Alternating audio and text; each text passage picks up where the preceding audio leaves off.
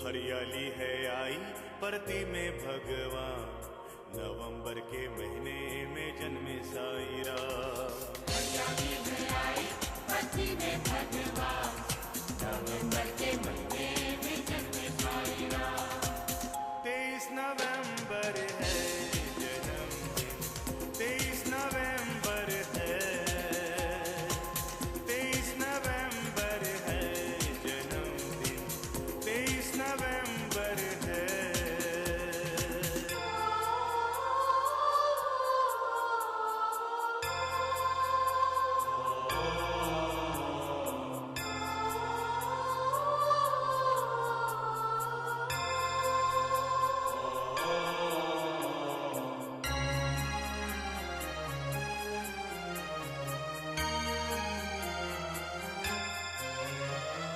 हम हैं तुम्हारे, तुम हो हमारे, प्रेम की डोरी तुम बांधना। तुमने ही बाबा हमें अब तक संभाला, आगे भी तुम ही संभालना, आगे भी तुम ही संभालना। झूले में बैठो हम झूलाए साई राम, नवंबर के महीने में जन्मे साई राम। तुम झूले में बैठो हम झूलाए साई राम, नवंबर के महीने में जन्मे साई राम। 23 नवंबर है जन्मदिन, 23 नवंबर है,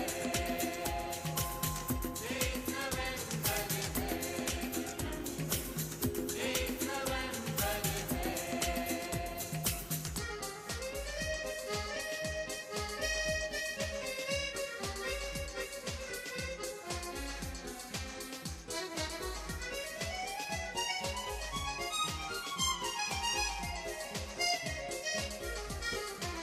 ये तेरा विराट रूप कब दिखाओगे तुम, पूर्ण अवतार है साई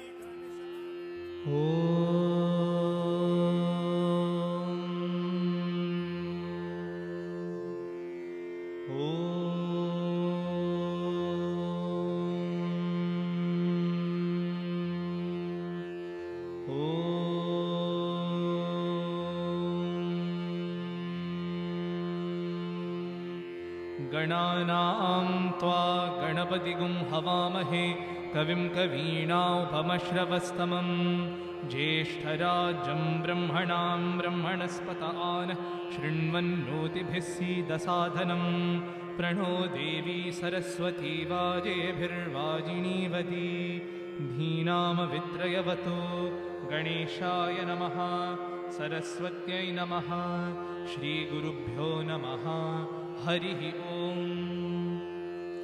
ॐ सहना भवतु सहनौ भुनक्तु सह वीर्यं कर्वावहै तेजस्विनावधीतमस्तु मा विद्विषावहै। ॐ शान्तिः शान्तिः शान्तिः।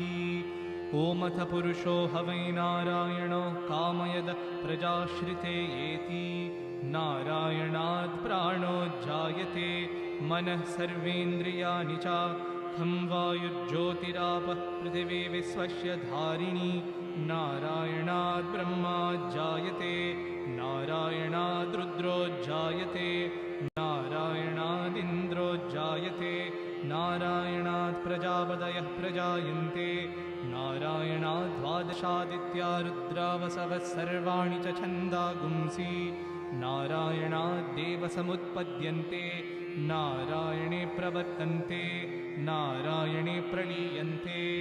ओमथ नित्यो नारायणः ब्रह्मा नारायणः शिवश्च नारायणः शक्रश्च नारायणः ध्यावा पृथिव्यौ च नारायणः कालश्च नारायणः दिशश्च नारायणः ऊर्ध्वश्च नारायणः अधश्च नारायणः अन्तर्बहिश्च नारायणः। नारायण एवेदगुं सर्वं यद्भूतं यच्च भव्यं निष्कलो निरञ्जनो निर्विकल्पो निराख्यातः शुद्धो देव एको नारायणः न द्वितीयोऽस्ति कश्चित् य एवं वेद स विष्णुरेव भवति स विष्णुरेव भवति ओमित्यग्रे व्याहरेत् नम इति पश्चात् नारायणायेठुपनिश्चात् ओमित्येकाक्षरं नम इति द्वे अक्षरे नारायणायेति पञ्चाक्षराणि एतद्वै नारायणस्याष्टाक्षरं पदं यो ह वै नारायणस्याष्टाक्षरं पदमध्येति अनपब्रुवः सर्वमायुरेति विन्दते प्राजापत्यगुम्रायस्पोषं गौपत्यं ततोऽमृतत्वमश्नुते ततोऽमृतत्वमश्नुत इति य एवं वेद प्रत्यगानन्दं ब्रह्मपुरुषं प्रणवस्वरूपम् अकार उकारमकार इति तानेकधा समभरत्ततिं दतोऽम्बिति यमुक्त्वा मुच्यते योगी जन्मसंसारबन्धनात् ॐ नमो नारायणायेति मन्त्रोपासकः वैकुण्ठभुवनलोकं गमिष्यति तदिदं वरं पुण्डरीकं विज्ञानघनं तस्माददितावन्मात्रं ब्रह्मण्यो देवकी पुत्रो ब्रह्मण्यो मधुसूदनो सर्वभूतस्तमेकं नारायणं कारणरूपमकारपरब्रह्मों एतदधर्वशिदो योद्धीते प्रातरति यानो रातकृतं पापं नाशयति सायमधीयानो दिवसकृतं पापं नाशयति माध्यन्दिनमादित्याधिमुखो धीयान् पञ्चपातकोपपातकात् प्रमुच्यते सर्ववेदपारायणपुण्यं लभते नारायणसायुज्यमवाप्नोति नारायणसायुज्यमवाप्नोति य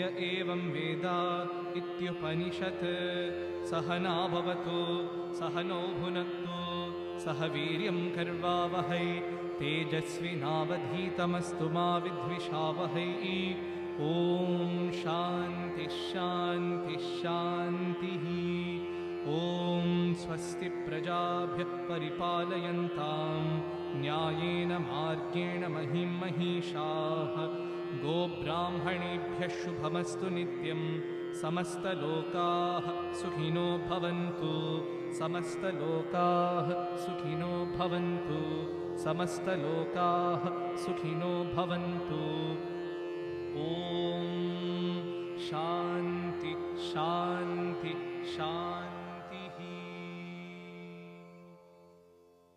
Om Shri Sai Ram.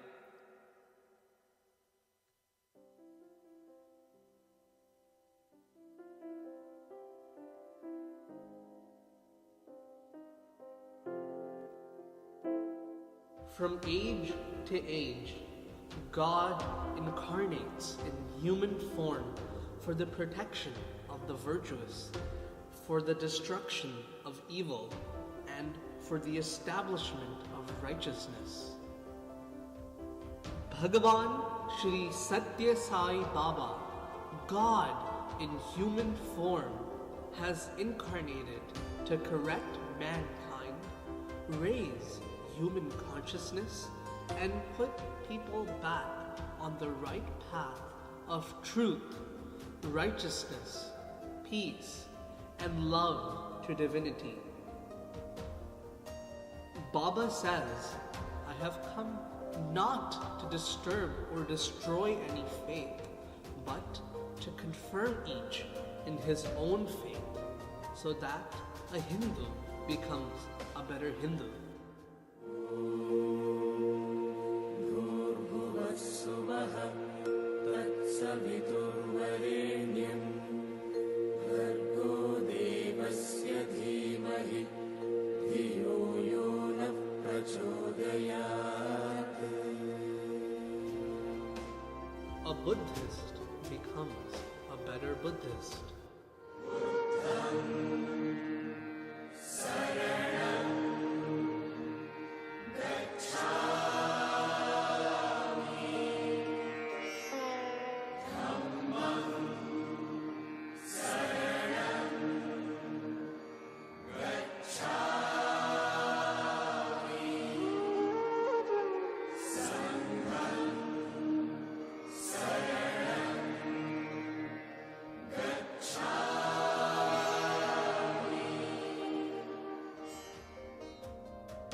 A Zoroastrian becomes a better Zoroastrian.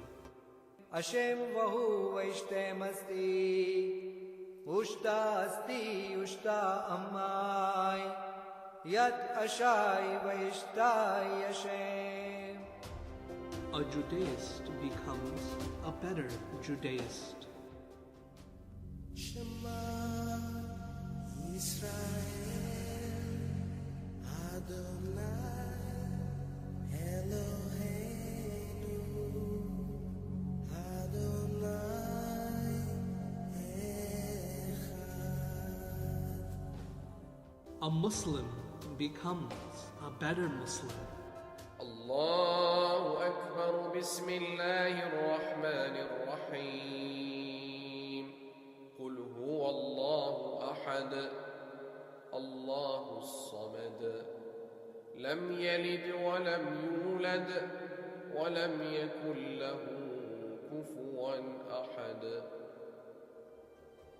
A Christian becomes a better Christian. Our Father, who art in heaven, hallowed be thy name. Thy kingdom come, thy will be done on earth as it is in heaven. Give us this day our daily bread, and forgive us our trespasses, as we forgive those who trespass against us. And lead us not into temptation, but deliver us from evil. For thine is the kingdom, and the power, and the glory, forever and ever. Amen. ప్రేమ స్వరూపులారా, happy happy happy be happy, happy happy make others happy, all will be happy, God will be happy. साईश्वराय विद्महे सत्यदेवाय धीमहि तन्नः सर्वः प्रचोदयात्. साईश्वराय विद्महे सत्यदेवाय धीमहि तन्नः सर्वः प्रचोदयात्.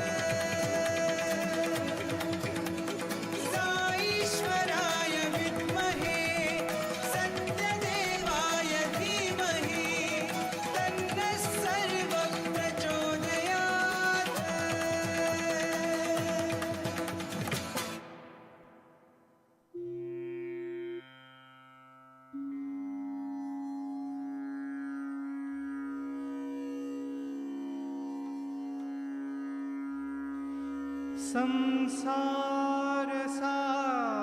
संसारसागरम्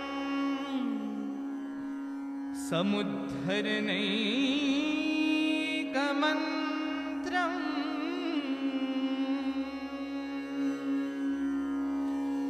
वन्दे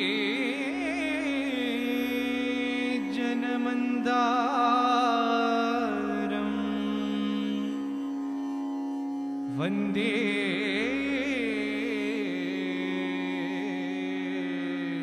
जनमन्दारम्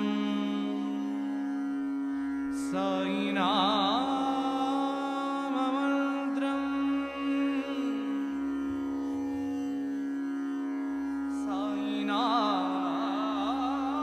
साईनाममन्त्रम्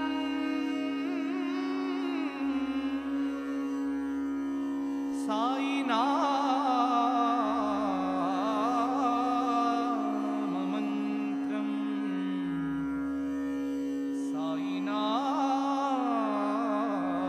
साईनाममन्त्रम्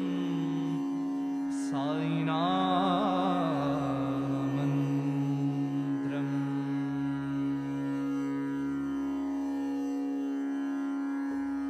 భగవానుడు పుట్టిన పండుగ పరమశివుడు పుట్టిన పండుగ.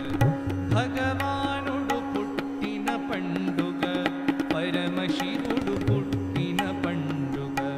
జగదీశ్వరి సత్య సాయి అయి జగధి స్థలి పెట్టిన పండుగ. భగవానుడు పుట్టిన పండుగ పరమశివుడు పుట్టిన పండుగ. జగదీశ్వరి సత్య సాయి అయి జగధి స్థలి పెట్టిన పండుగ. భగవానుడు పుట్టిన పండుగ. విబుధగణం గగనాంగణముల విబుధగణం గగనాంగణముల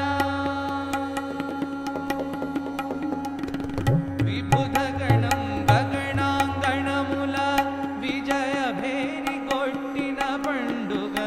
విబుధగణం గగనాంగణముల విజయ భేరి కొట్టిన పండుగ. విశ్వాసం వేద సవిత్రికి వెళ్ళగొడువు పట్టిన పండుగ.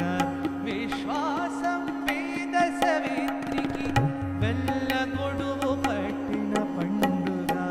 భగవానుడు పుట్టిన పండుగ, పరమశివుడు పుట్టిన పండుగ. జగదీశ్వరి సత్య సాయి జగదీశ్వరి పెట్టిన పండుగ. జగదీ స్థలి పెట్టిన పండుగ.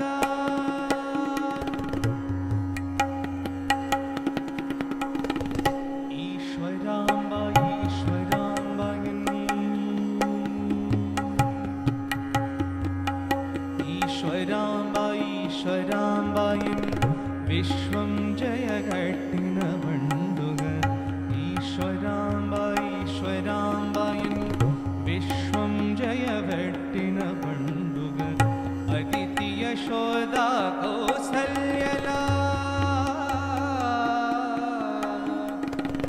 అదితి యశోద కౌసల్యల హర్షం వినుమూటిన పండుగ. అదితి యశోద కౌసల్యల హర్షం వినుమూటిన పండుగ. భగవానుడు పుట్టిన పండుగ, పరమశివుడు పుట్టిన పండుగ. జగదీశ్వరి సత్య సాయి జగదీ స్థలి పెట్టిన పండుగ. భగవానుడు పుట్టిన పండుగ.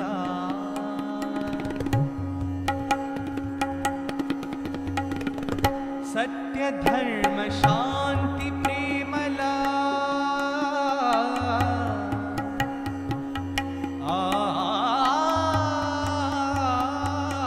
సత్య ధర్మ శాంతి ప్రేమల జనుల మేలు గొలిపిన పండుగ.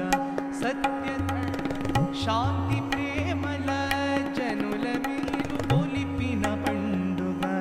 కాఠిన్యం ద్వేష రోషమున దూరంగా వించిన పండుగ. కాఠిన్యం ద్వేష రోషమున దూరంగా వించిన పండుగ. భగవానుడు పుట్టిన పండుగ, పరమశివుడు పుట్టిన పండుగ. జగదీశ్వరి సత్య సాయి జగదీ స్థలి పెట్టిన పండుగ. భగవానుడు పుట్టిన పండుగ.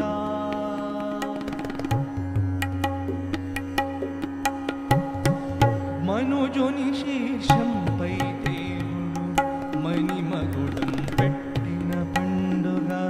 మనుజుని శీర్షంపై దేవుడు మణిమగుడం పెట్టిన పండుగ. భారతి నను దిక్కుల మంగళ తోరణాలు గట్టిన పండుగ. భారతి నను దిక్కుల మంగళ తోరణాలు గట్టిన పండుగ. భగవానుడు పుట్టిన పండుగ, పరమశివుడు పుట్టిన పండుగ. జగదీశ్వరి సత్య సాయి జగదీ స్థలి పెట్టిన పండుగ. భగవానుడు పుట్టిన పండుగ.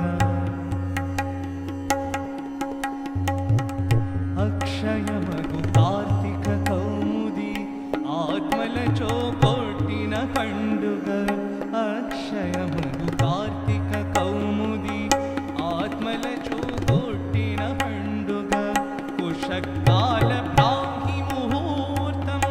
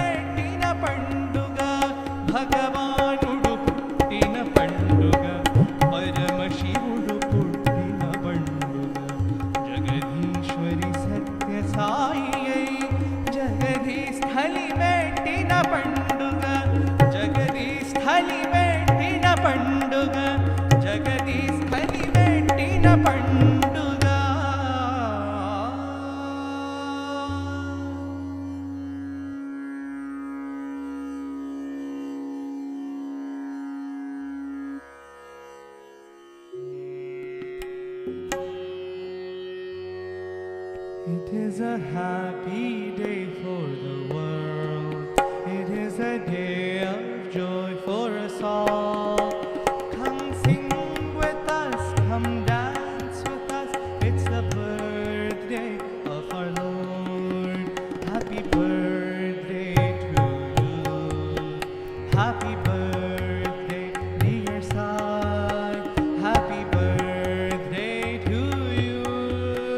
Happy birthday, dear Sai. Happy birthday to you. Happy birthday, dear Sai. Happy birthday to you. Happy birthday, dear Sai. Bhagawan, thank you for being with us. Bhagawan, thank you for sharing your love. Bhagawan, thank you for guiding us. Bhagawan, thank you for showing the way. Happy birthday to you. Happy birthday, dear Sai. Happy birthday to you. Happy birthday, dear Sai. Happy birthday to you. Happy birthday, dear Sai. Happy birthday to you. Happy birthday, dear Sai. Wish you a happy birthday. Wish you a happy birthday. Happy birthday, Sai Baba. Happy birthday, Sai Baba. Happy birthday to you, Sai Baba. Happy birthday to you, Sai Baba. Happy birthday to you, Sai Baba. Happy birthday to you, Sai Baba. Help me, Baba, to praise you. Help me, Baba, to serve you. Help me, Baba, to love you. Happy birthday to Sai Baba. Help me, Baba, to praise you. Help me, Baba, to serve you. Help me, Baba, to love you. Happy birthday to Sai Baba. Happy birthday, Sai Baba. Happy birthday, Sai Baba. Happy birthday, Sai Baba. Happy birthday, Sai Baba. It's a happy, happy, happy day. It's a holy, holy, holy day. It's a beautiful, beautiful day. Happy birthday, Sai Baba. Happy birthday, Sai Baba. Happy birthday, Sai Baba. Happy birthday, Sai Baba. Listen to the angels singing in the skies. Listen to the ocean waves dancing with joy. Listen to the birds singing in the trees. All of them singing happy birthday. Happy birthday, Sai Baba. Happy birthday, Sai Baba. Happy birthday, Sai Baba. Happy birthday, Sai Baba. Happy birthday, Sai Baba. Happy birthday, Sai Baba. Happy birthday, Sai Baba. Happy birthday, Sai Baba. It's a happy, happy, happy day. It's a holy, holy, holy day. It's a beautiful, beautiful day. Happy birthday to you. Happy birthday to you. Happy birthday, dear Baba. Happy birthday to you. May you bless us all, Baba.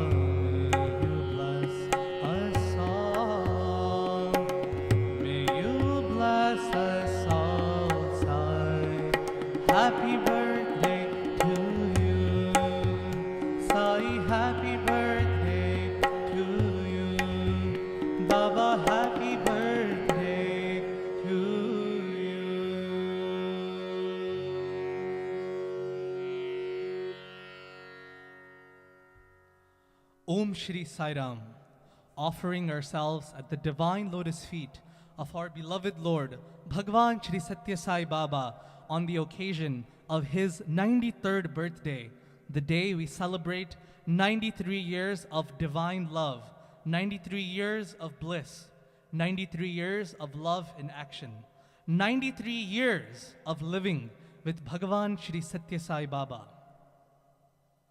Throughout the month of November, devotees all over the world have celebrated this divine day by singing his glory, by doing his service, and by spreading his message the world over.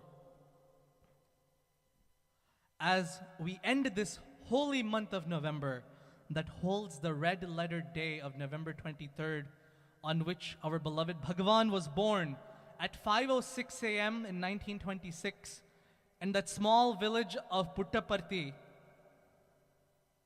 we offer our gratitude, our obeisances to that Supreme Lord, that Supreme Personality of Godhead, Bhagawan Shri Satya Sai Baba. And on that outset, I welcome all of you who are tuning in live to this final offering of Bhagawan's 93rd birthday celebrations, the special edition of BhajanBliss's flagship program, Friday Night Inspirations, where we bring great minds and great music under one roof. With the opening musical offering in celebration of Bhagawan's 93rd birthday, we have a very special and jam-packed program in line with lots of inspiration and lots of bliss on this special Sai93 edition of Friday Night Inspirations. First off, it is my honor to introduce our first speaker, Brother Karan Dewan. Many of you may be familiar with Mrs. Seema Dewan, who is the famous author of Sai Darshan, a wonderful book compiling many of Bhagawan's divine messages to her. Karan Dewan is none other than Seema Dewan's son. Karan lives currently in the Cleveland, Ohio area studying medicine as directed to him by Bhagawan.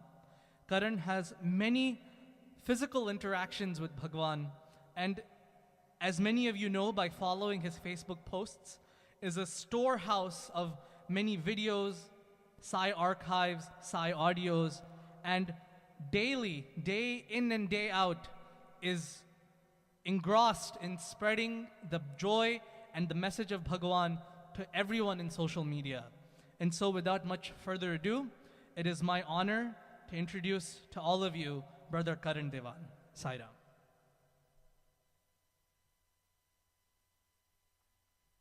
Om Shri Sai Ram. I offer at the lotus feet of my most beloved Mother Sai my loving and humble pranams. I'm extremely grateful to Bhagawan for giving me this golden opportunity to speak in his divine presence in what is truly his abode in New Jersey. Although he is present in every heart and in all beings, he is felt most strongly where his name is sung and where his work is done. And when those two come together, there is bliss, and that is true BhajanBliss. It is with this feeling of bliss and with the awareness of his presence at our side at every moment that I offer these thoughts which he has inspired at his lotus feet.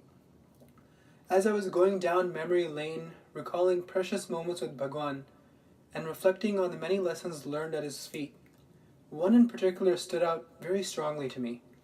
And so on this auspicious occasion of Bhagawan's 93rd birthday, I would like to base this talk on this theme: what do you want? Bhagawan would often say, "My birthday is the day when love blossoms in your heart."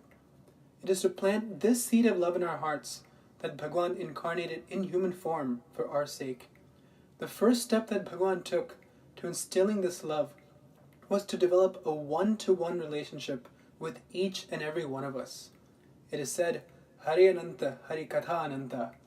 As many devotees there are, that many ways there are of relating to him. And in my case, Bhagawan affirmed to me at a very tender age that he is my dearest mother. It was way back in 1997, when I was just 2 years old, that I came to Bhagawan for the very first time. During our first interview with him, we sat at our mother's side while Swami spoke to her about various matters. Suddenly, my mother looked around to see where my twin brother Krishna and I were, and found to her horror that we were not to be found. We had just disappeared somewhere. And before she could process anything, she saw the impressions of two small heads emerge from right under Swami's robe. Somehow the two of us had managed to crawl right into Swami's robe, and we were merely playing right on his lotus feet. She was terrified because she knew how particular Swami is when it comes to discipline, and especially when it comes to children. But Swami noticed her plight and very lovingly smiled and said, "Don't worry, let them be, let them be." Just as a mother allows her children to cling to her robe and hold on to her as she works, here was our Divine Mother, who allowed us to literally cuddle with his legs and receive his affection. And that day, Swami gave us our first confirmation that he is our Divine Mother, ready to confer upon us his love in abundance. Now, this relationship which each of us form with him has to be stable, steady, and long-standing. There's an incident that comes to mind at this point. This was narrated by Professor Nanjundaya, who was the former controller of examinations in Swami's University. He used to write a number of letters to Swami, and at the end of each letter, he used to address Swami differently, sometimes as his mother, sometimes as his father, sometimes as his teacher. So one day Swami came to him and very angrily Swami said, "Why do you keep calling me something different? One day mother, one day father. Stick with one relationship. Don't jump from here to there." So he said, "Swami, you're my mother." Swami said, "Stick with that." So whenever Nanjundaya Garu would write a letter, he would always sign it off by saying, "From your son." And then one day, Bhagawan responded to one of his letters, and in the end, Swami said, "From Sai, who is your Thai, or your mother." So in this way, Bhagawan very beautifully echoes our feelings, but we have to have that direct one-to-one relationship with him. So once it was affirmed to me that he was and is our eternal mother, it became easy to make him the very center of our lives. Whether we were at home or elsewhere, we were trained only to think of him, and every activity at home centered only around Swami. And Swami too would give indications of this when we would be at his lotus feet in the interview room. He would hint to us in very humorous and sweet ways that he was with us every moment, whenever we thought of him, even if it was something as seemingly insignificant as singing bhajans in the bathroom. He would scold me for mistakes which I would have committed when no one was watching. He would correct me for sometimes troubling my mother at times, being stubborn as I was then. He would poke fun at every small quirk and habit of mine. All of this just to make sure that we knew that he was with us all the time. Now when we realize that he's by our side, he becomes not a Lord who's somewhere on cloud 9, but someone who's approachable. A Lord from whom we can ask, in whom we can confide. But what is it that we should ask from our Divine Mother?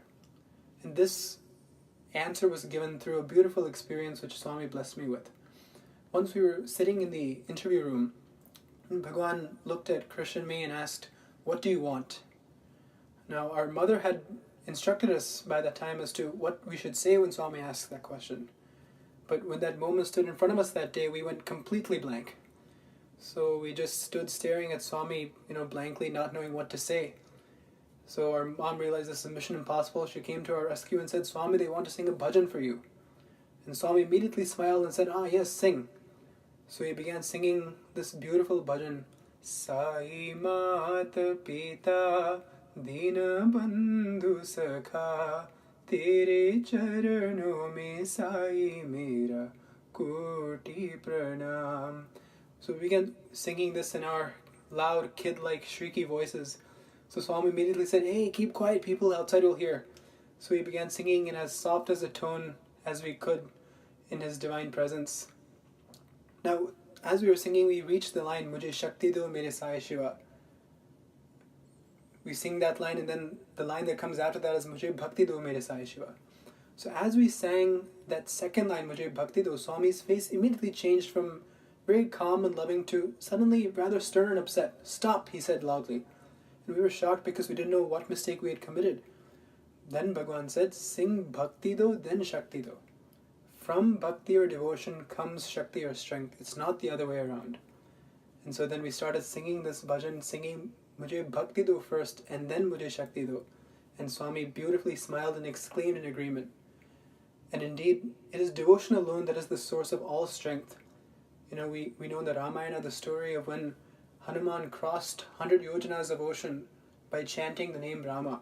That devotion which he had gave him the strength to do the impossible. So here was Bhagawan, who had asked us this $1 million question, what do you want? And seeing that we couldn't respond immediately, he prompted us to sing a bhajan in which we gave a response to Swami, which is actually the best response, because what is greater to ask Bhagawan than devotion and strength, the strength of faith. So this is how he blessed us with that opportunity to ask him for that which he has truly come to give. Now, what is the quality of bhakti? What is the quality of devotion and of a devotee? A true bhakta, Bhagawan would say, is like a chataka bird. A chataka bird is a mythical bird in the Puranas. This bird has a very special feature in that it doesn't seek to drink any form of water other than rainwater. It may run across any form of water, but it'll even die in the process, but it'll only drink water straight out of the clouds. And Bhagawan would say that that's how a true devotee should be. He should seek the Lord and the Lord alone. He should seek the grace and the love that comes directly from the Lord and not anything that comes from the world. And this lesson was taught through another powerful incident that comes to my mind. It was during one Christmas celebration in the early 2000s. I had a strong desire to see Swami wearing a white robe again during Christmas celebrations, as he had stopped doing so a couple of years previously. So I wrote a letter pleading with him, Swami, please wear white on Christmas Day again so that I can once again enjoy that sight. A few days after Christmas, Swami called us all for an interview. And as we sat down, he looked at me very sternly and said, don't write such meaningless things to Swami. Swami has so much work to do, don't write such things, Swami said. And he just shooed the letter away very sternly. And at that time it hurt, and I didn't understand why Swami did that, but only now looking back I understand the message that Swami was conveying. That when one receives the chance to ask from the Lord, when one has Kalpavriksha and Kamadhenu itself ready to grant the highest boon, why settle for anything less? Ask for the highest. Ask for him alone. And from that day, our only prayer was to serve our most beloved Bhagawan at any cost. And whenever we would write a letter to that effect, Swami would take it and give a beautiful smile. In response, he too would echo such feelings, telling us time and time again, these boys are mine, they are meant for me. Many decades ago, I remember Bhagawan once said, if you will accept me and say yes, I will also respond and say yes, yes, yes. And we saw this manifest in front of our eyes when we would tell Swami, Swami, we want you, and he would say, yes, you are mine. And it's in these moments when we truly understood the purpose of life. But merely yearning to serve him is not enough. One must make efforts to put into practice every word that he has told us, every message that he has blessed us with. If we say that we love Sai, then we have to love his word, because the two are synonymous. I remember Swami once said, I think it was during his 50th birthday celebrations in 1975, Swami said, who is Satya Sai? Satya Sai is Satya Shai, the one who's resting upon truth. So if we call ourselves the devotees of Satya Sai, we have to live up to that name of truth. When yearning for him and living for him come together, that's when we'll find him in us, with us, around us, below us, above us, at every second, as Swami would say. It was after Swami left his mortal coil that I truly learned this lesson. After April 24th, I felt as if the whole world had been swept from under my feet. A lot of it was because Bhagawan had given many promises over the years. For example, he had said that we would live in his physical proximity, and he had said things which we were really looking forward to as kids, so it seemed so unreal that something like this would happen. And so I was wondering what the future would look like for me. 1 month after Swami took Samadhi, he appeared to me in a dream and asked the same question that he had asked when I was just a little kid. What do you want? Now this time I did not remain silent. I said, Swami, I want to serve you. Swami then smiled and said, Bangaru, now there is no time. Next time there will be lots of time. You will serve me then. Now what that next time means, only he knows. But the fact that he had said you will serve me gave me immense happiness. But the story doesn't end here. He then looked at me made a very profound statement. He said, "Remove all mistakes, I will give blessings.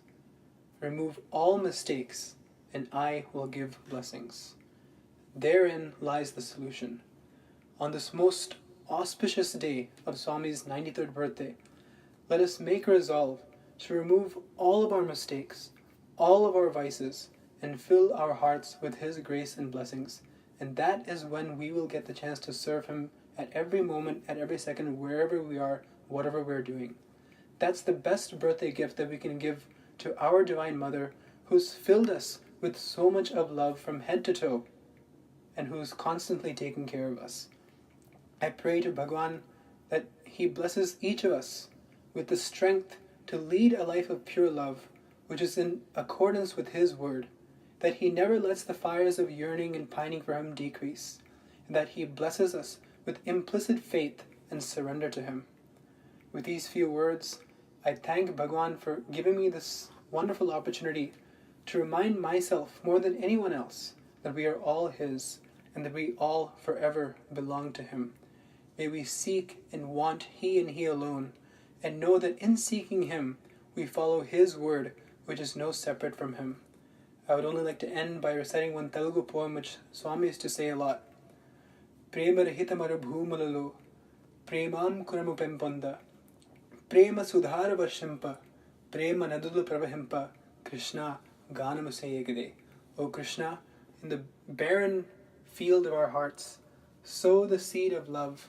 Let the waters of love, let that seed sprout, and let the water of love flow like a beautiful river as I chant your name constantly and ultimately reach your lotus feet. Wishing Bhagawan a very happy birthday, even though He's the very embodiment of happiness. Let us pray that we fill our lives with His joy, His bliss, and His love, and forever remain at His divine lotus feet. Jai Sai Ram.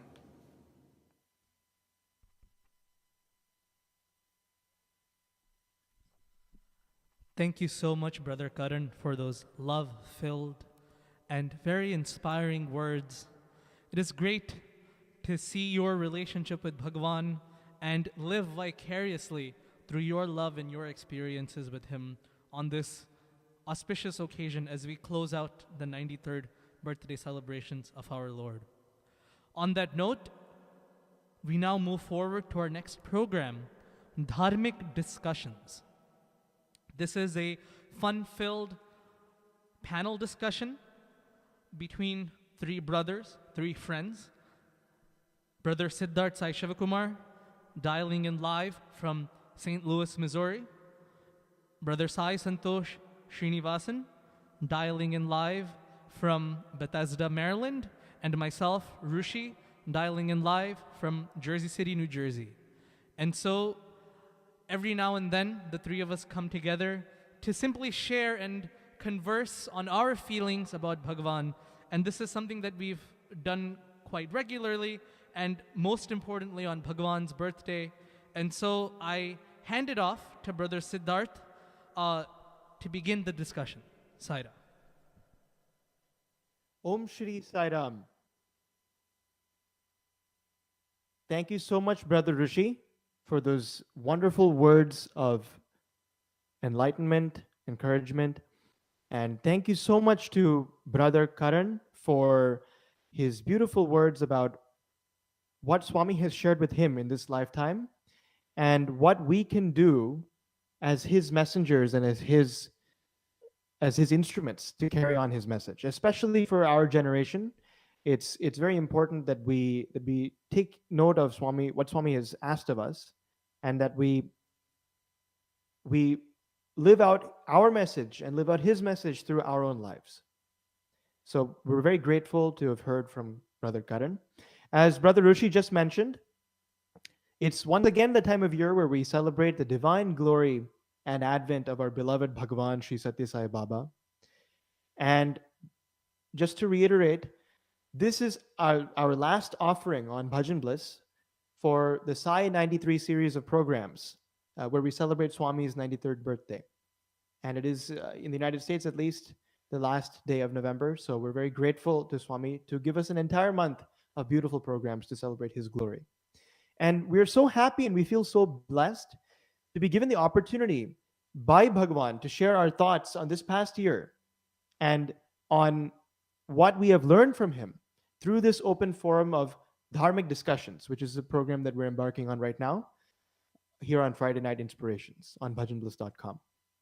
So, for those viewers out there who are new to BhajanBliss, I'd like to take a moment to introduce you to the concept of Friday Night Inspirations, or FriNI, FriNI, as we lovingly call it. FriNI is a small endeavor to bring great music and great minds under one roof. And in these jam-packed programs that we conduct on Fridays, we pray to Bhagawan to speak through us and to sing through us as we discuss his message and sing his glory, as his message relates to our experiences that we have had in our own lives, especially in our everyday lives. So without further ado, I want to get started, and I want to again introduce my brothers here, my co-hosts on Dharmic Discussions and FriNI. That would be Brother Sai93 Srinivasan in Maryland, and of course, everybody knows Brother Rishi Thanawala in New Jersey. So welcome, brothers. How are you? Sairam, doing well. Doing well as well here in New Jersey. Excellent. So let me begin with our first topic for the day, which I think is very relevant, especially at this time in our culture, which is equanimity. And we've actually talked about equanimity before. So the question of why Swami, through us, selected this topic is, I think, because it's on our minds right now. So just to start off the discussion, what do you think about the concept of equanimity? It's a little bit hard to define. So what do you consider to be the definition of equanimity? Okay, I guess I will go first. First of all, thank you so much for the intro, Brother Siddharth, and Sairam to Brother Rishi. It's wonderful to discuss wonderful spiritual topics with you too, as always. And I'm so glad to be part of another FriNI tonight in the East Coast. Equanimity seems always to be such a foreign concept because we are so used to being reactionary. We are always reacting to certain stimuli that we receive from outside, people speaking to us, actions done by us, for us, to us. And so being very self-centered beings that we can be, equanimity seems so hard because we sort of tend to not think about the big picture. And we tend to focus upon our own egos, our own selves, and how the entire world is affecting us rather than what role we play in the world. And so I think equanimity is, to me, realizing the big picture that, you know what? We are one among how many ever billion humans on this planet. And that although, yes, our emotions can be present and we'll react to certain situations, thinking of the big picture. What, for example, somebody says something seemingly mean to me. All right, I can choose to react in that moment, but what is the big picture? What role does that person's word to me really play in my life? Does it play a big role? Does it play a small role? Is it really a big deal? It's one mean word they said. Is it, should I derail my entire life for that? No. So I feel like equanimity is just that, realizing the big picture, that small things shouldn't be swaying us. And I think the more we can think about the big picture, even when it comes to small things, the easier we are able to practice equanimity in daily life. Very true, Brother Santosh.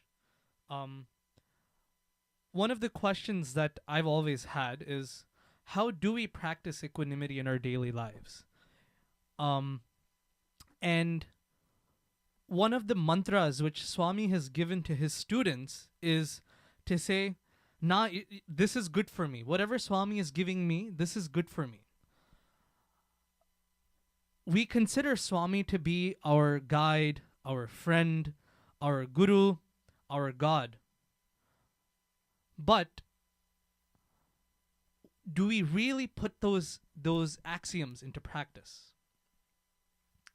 If we consider Swami to be our friend, right? Both of you are very close friends to me, and let's say you guys give me some constructive criticism, something which comes across as negative but is meant for my own good, then I will think about it and take it as, yes, you know what? Sidhu and Santosh are telling me something, they're giving me constructive feedback. This is something that I should be improving on. So when Swami gives us hurdles in life that throw us on and off, these hurdles are also for our own good. And so when we remain in this constant mindset that Swami truly is our best friend, is truly our guru, remaining in that mindset will help us to maintain equanimity in our lives. Of course, these are easy words to preach and very difficult to swallow and put into practice, but these are some thoughts which I was inspired to share on this occasion. Thanks, Rishi, for sharing that. I think that is totally true, that we want to be equanimous in our lives and we want to see everything as Swami and see everything as divine.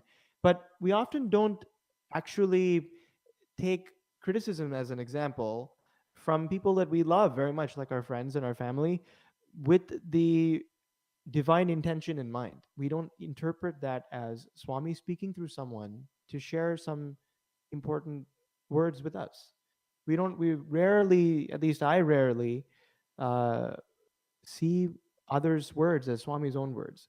And I think this is actually being amplified by our current state of communication that we have between all the people that we interact with on the internet. We live in a great time of discord, actually, among all the members of humanity, and I think that is, there's always been some amount of discord among people in the world, but now that the words that are shared and the actions that are done are spread across the globe very quickly through the advent of the internet and mass communication over social media. And so it becomes a challenge to unify people, especially when there are a large number of dissenting voices. Everybody has their own opinion, and now the opinions are becoming even more granular, more focused, and less susceptible to being unified. So it's difficult to bring everybody together and exercise equanimity in that environment. So with respect to what criticism you might get, I mean, we're broadcasting this on YouTube. Plenty of times, if you look at a video, you'll see lots of vitriol and not very positive things being said in YouTube comments. And those are real people typing real words. At least we think they're real people. They might be robots for all we know, but those are mostly real people typing real words. So the question is, how do we be equanimous to somebody who's nameless and faceless? At least if I see my brothers, Rishi and Santosh, they're my best friends. If they tell me something like, hey, I think you should really take a shower, I'm going to take that in good spirit, because I can associate it with a name and a face. What happens when not that comment, but something like that is shared without a name or without a face, or with a name and a face that's only given with a single profile picture, or on a group chat with somebody across the world? How do we maintain equanimity in those cases? I'm curious to hear your thoughts. Yeah, Saram Sidhu, very good point. To me, actually, ironically enough, it's actually easier for me to maintain equanimity when it's not associated with a name and a face. And this is simply because it is less personal. For example, going back to your example, if you meaning Sidhu and Rishi tell me something, some sort of constructive feedback, it is very easily taken personally, not just because they're my friends, but because I'm able to associate a name and a face with that criticism. For example, like going back to the YouTube, with YouTube, if you don't have a name and a face associated with a comment, for example, or it is somebody whom you do not know, it is actually easier for me to maintain equanimity because it's not personal. And because it's not personal, it is not very easy, but easier for me to not be personally affected rather. Although we shouldn't be thinking this way, and we shouldn't be bringing our ego into this, and I understand that, a lot of times we take things personally because we feel our ego is affected. And so if we are able to not have a name and a face associated with something and take it less personally, to me, it's much easier to maintain equanimity because it's not very personal. At the same time, I think it's important for us to remember that equanimity is a state of life, or a way of life rather, or a state of being. It's not necessarily something that comes on with a switch. And so the more we can try to think about the big picture, going back to my example, for me, that seems like a very easy way to sort of step back, right? When we're receiving some sort of criticism, if we're able to step back and say, what is the big picture? How does this affect the big picture? It's easier for us to maintain equanimity. So if we are able to do that more and more often, I feel like we can achieve that state of being. Santosh, I beg to disagree here. We say that Swami is the god of small things, right? So anytime that something goes wrong, if we just tell ourselves that, you know what, Swami is my friend and he knows what is right for me, then isn't that a very simple way to practical spirituality, right? The whole goal of undertaking spiritual practice is to remain in equanimity. That's one of the goals of spirituality, at least. Swami says that pleasure is but an interval between two pains. And just today I was hearing one of Swami's discourses, and what he says is that the true mark of a spiritual aspirant is one who exhibits equanimity. So, what are some practical ways that we can inculcate equanimity into our daily lives? Okay, I'll try to tackle this one. So, equanimity is simply the ability to witness everything as God's Leela. And that sounds very lofty, but I think the concept is actually very simple to put into practice. And I'll give you an example. So I live here in St. Louis now. It's been about a year and a half since I moved to St. Louis. And there are a lot of homeless people who are without jobs and without shelter, who live on the streets here and ask for food and money. And Swami has given his own prescription on how to interact with these people and what seva to do for them. So I always keep some food in my car, so that when I'm driving around, if somebody seems like they need food, instead of giving them money, I would rather give them something to eat. Well, by chance, what happened one day was I was asked to carry some food for an event. And it was an event organized by people who are not all devotees of Swami. And so the food that was prepared, I didn't know what it was. I was just told to carry it from one place to another. After the event was over, there was some remaining food, and so I was asked to carry it back to the main organizer's house. And what I didn't realize was in that food, there were some non-vegetarian items. And Swami has his own prescriptions about what we should consume. And that consumption includes food, water, media, energy, all of that. And one of the things he said is that if you're a Sai devotee, you should not consume meat. And he's given many reasons for this. The simplest of which is that the production and the consumption of meat goes against the principle of ahimsa, or non-violence. So I did not realize that in my car I had some non-vegetarian items. I wasn't aware of that. When somebody approached me when I was driving down the street and I was stopped at a stoplight, a traffic signal, somebody knocked on my door and asked me, "Do you have anything to give?" And I looked and I had run out of the food. I usually keep some granola bars and other things in my glove compartment in the side of my car, and I didn't have anything. But I had some of this leftover food, which I knew that nobody was going to eat. You know, it was all leftovers. And I only then realized that the food I was holding, which was packaged, was non-vegetarian. So I wondered to myself, is it appropriate for me as a Sai devotee to give this food, which is not vegetarian, to somebody as seva? Is that still considered seva? And it seems like a very simple answer, which is that you give food to somebody and they eat, then it's service to them. But for some reason, something stuck in my mind that this is not right. I still gave the food because that person smelled the food in my car and I had it, so I gave it to them. Later, when I thought about it, I realized that it's my own bias that I did not see that food and that person who is giving me the opportunity to give him the food as Swami also. I was not being equanimous in that moment. That's why I had trouble seeing that food as Swami, seeing that person as Swami, as somebody giving me the opportunity to do seva in that moment. Brahmarpanam. Brahma himself is in the food. He is the food. Doesn't matter how it is prepared. He is everything. That is equanimity. So I think that story has served to illustrate for me a way of life where everything is simply an act of God. Everything is simply lila. And I'll share with you a quick quote before we move on.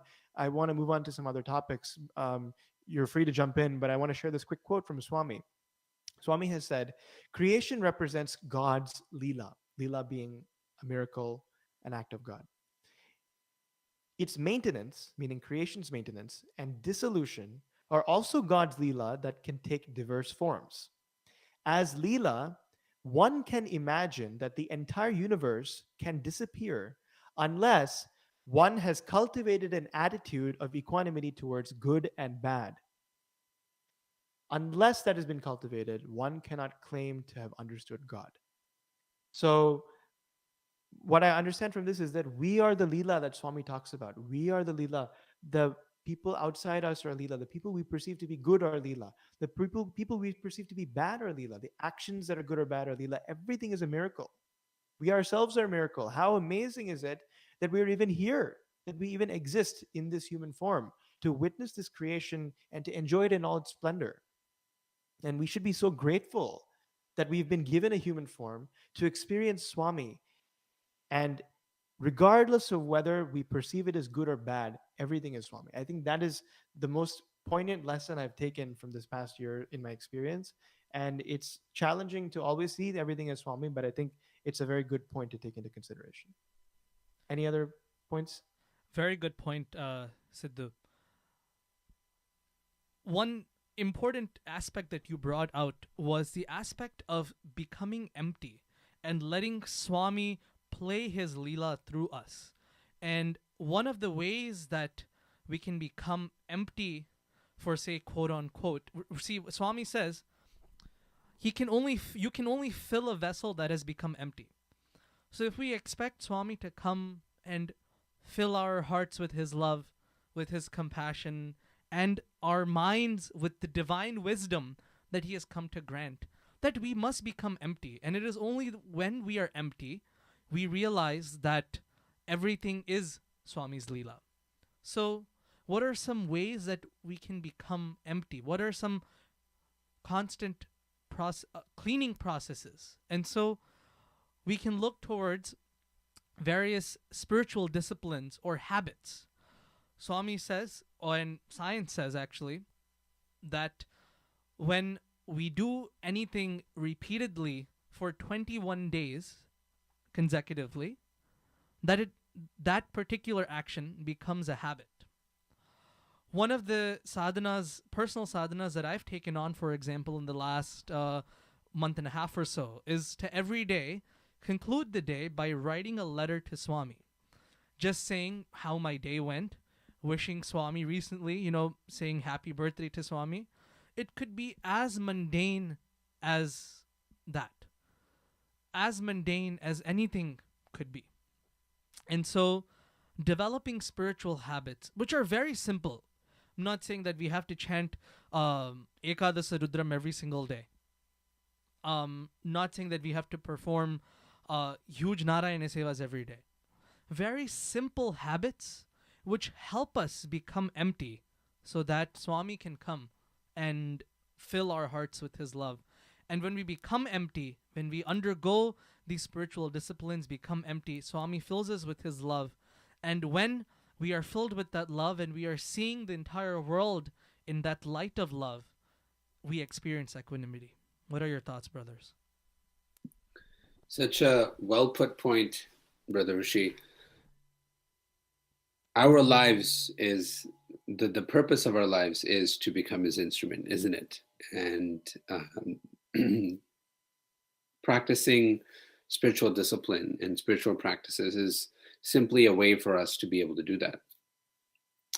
And so simplifying spiritual practice is such a valid point here, because spiritual practice to us, especially in the modern age, seems like such an esoteric concept.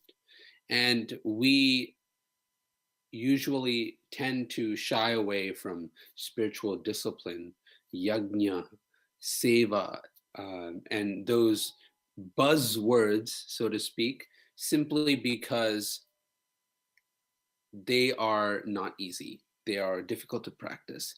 And so the beauty of Swami's teachings is that Swami makes spiritual practice so simple for us, so easy for us to follow in our daily lives. And so if we're able to take up 1 to 2 of these teachings of Swami, like love all serve, help ever, hurt never, and try to stick to those as much as we can every day in our daily lives, I think it goes a really long way in our spiritual practice, because I tend to think of this like a cleanse. The more you're able to stick to that particular teaching of Swami or those teachings of Swami, it cleanses you. It cleanses your emotional being, your spiritual being, your mind, your heart, and you begin to be able to be filled with that love that Brother Rishi so nicely spoke about, and become an instrument. And one particular example from my own life is that Swami tells us to always practice gratitude. And I think that is one particular concept that, at least in the modern age, we, and by we, I can only speak for myself, don't practice enough.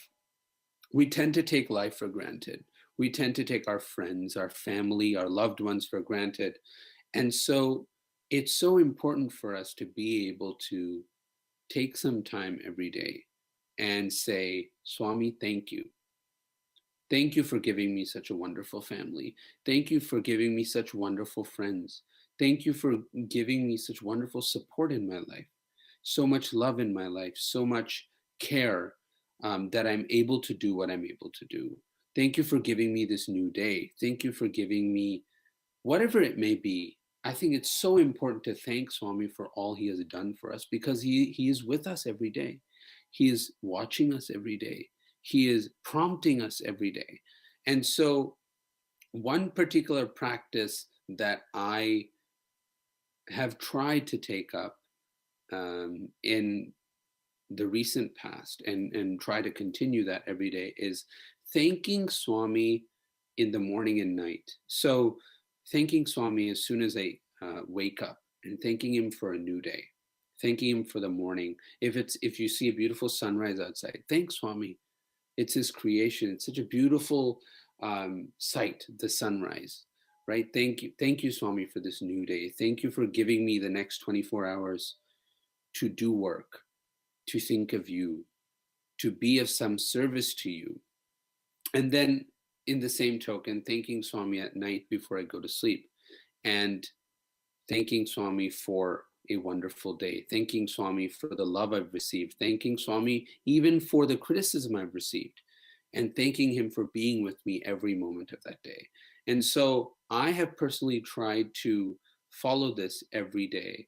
And it has made a huge difference in my life because I am now able to have a slightly different perspective on life where I appreciate even the small things. And I think that goes a long way in, for example, spiritual practice for me. So that is one thing I've tried to practice. Any thoughts, brothers?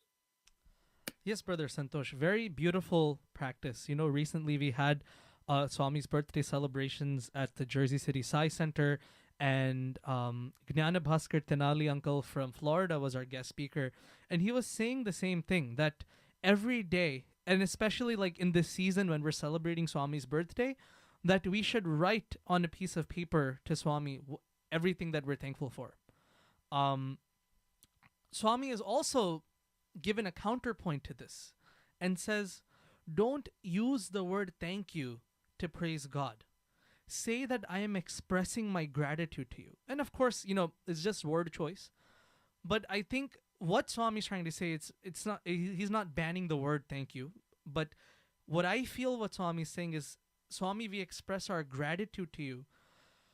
What he's trying to tell us is that when we say thank you, that's it. That's the end of giving our gratitude to Swami. But when we say we are expressing our gratitude to you, we are putting that thank you into practice.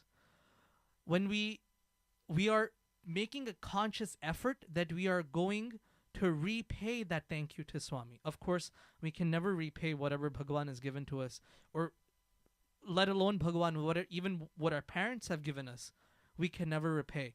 But this is one beautiful point that Swami has told his students. Don't say thank you. Say that I'm expressing my gratitude to you. Wow, Brother Rishi, that's amazing. Thank you for that. I really love that point. I think that Swami is actually very particular about what it is that we say to him and about him and in general, because our words have a lot of meaning and a lot of weight is associated with them. And I recently realized this, that Swami is very careful about the words that he chooses to use when he explains, when he gives some sort of instruction or description of how we should be leading our lives. And we should be so grateful, and I am so grateful that we have a treasure trove of Swami's teachings that is available at our fingertips for us to use, and it's all in his own words. It's not that it has been filtered down over the ages through oral tradition, nothing like that. It is directly from the source. And Brother Siddharth, sorry to interrupt you here. And it's your practice that your habit that you put into practice recently was to write a letter every day. And I think writing a letter every day is great. I hope you're not paying too much in postage. And Santosh, your practice, which is thanking Swami every day or expressing your gratitude, that's also great. And I hope you don't lose your voice every time you say thanks. My practice, which I have undertaken recently, is to read the thought for the day that Radio Sai shares every morning. And it's actually very simple, and I know that many people do this. And I used to take it for granted because I thought that it was just I thought it was just another tidbit, another piece of information in the day. And I'm in medical school, and I have a lot of pieces of information to read every day. But I started to pay a little bit more attention to it because there's a 5-year-old girl who's a SSE, Sai Spiritual Education, or Balvika student, who took it as gospel. She read it every morning. She read every word, and she didn't understand most of the words. Some of them are in Sanskrit, some in Telugu, some in English. She didn't understand half of them. But she asked her parents every day, what does it mean? And she put that, whatever was she understood of that every day, she put into practice. And I said, if a 5-year-old girl can do that, what is my excuse? So I started reading the thought for the day every day. My practice has been to try and at least once in that day, put it into practice. And you wouldn't believe that some of the other messages that have come through, Swami apparently at once told the students, you should limit your bath to 1 bucket of water. And the equivalent, if you look up how much in our shower heads in the United States, if you look at how much water that is, it's something like 10 seconds worth of shower. It's really not that much water at all. I don't know if I can limit myself to 1 bucket of water. But I have tried to take shorter showers recently. So that's another example of something where Swami himself gives advice and gives information about how we should lead our lives. And it's something that seems as mundane as how long should you take to spend a bath, or how long should you spend to take a bath. And that is the message for my day that I have to put into practice that day. So that has been my sadhana. Very funny you mention timing of daily activities. One thing that I like to do, and both of you know this, I like to time all of my daily activities by bhajans. Bath is like two bhajans or three bhajans if they're shorter. Brushing is the length of Mangalarti, all of that. So, you know, we can use bhajans and use Swami's names and the divine devotional songs, hymns, and bhajans to time all of our daily activities. And again, that's another spiritual sadhana that we can inculcate. You were also mentioning earlier, brother, that Swami's message is readily available to us now in the 21st century. We are in 2018. Swami has... It's been 93 years since the Lord took birth, and we're so fortunate that Bhagavan Shri Satya Sai Baba is the first incarnation of God whose voice has been recorded, whose pictures are readily available, whose videos are readily available, and it is the first time that the message of God, the word of God himself, has been received by the devotees completely unadulterated, straight from God's mouth. Yes, Bhagavan Shri Shirdi Sai Baba was also a very recent incarnation of God, but many of the teachings he spoke, that he gave to humanity, are found in the Sai Satcharitra, which was written by one of his devotees. Not saying that the replication of Bhagavan's teachings are inaccurate in the Sai Satcharitra, but of course there's going to be a word here and there that's mismatched. We are so lucky. We have received a human body. We have the yearning for spiritual realization. And we have received the divine physical proximity and presence of God in human form. And that too, though he is not physically present with us, we are so lucky to be living in a day and age where we don't need to put so much effort to visualize Bhagawan's presence amongst us, because you can just go on YouTube and there's thousands of videos. Bhagawan has given thousands of discourses. He himself has written the Vahini series. We cannot be more fortunate than to be in this fold of Bhagavan Shri Satya Sai Baba. Very, very well said. And I should give a shout out to our brother Karan, Dewan, who very graciously spoke earlier. He's been a huge source for the three of us, as we all know. He's been a huge source of inspiration in how fervently with how much passion he shares Swami's message, and he archives all of the original recordings that Swami himself procured through his discourses and through darshan. It's truly amazing. We do live in the golden age. And speaking of gold, I wanted to touch upon something that is related to the concept of equanimity and seeing God in everything, which is actually not directly from Swami, but that Swami has alluded to and referenced in many of his discourses. That is the golden rule of Christianity. And the golden rule is, for those of you who are not familiar, in paraphrasing, is translated as treat others as you would like to be treated yourself. So another way to say it is do unto thy neighbor as you would like to be done unto you. What that might mean is that if you are hungry and you need a bite to eat, you would want somebody to help you. So in the same way, if somebody's hungry, then you would want to help them. And I think this has its own merit and can be applied for very good effect.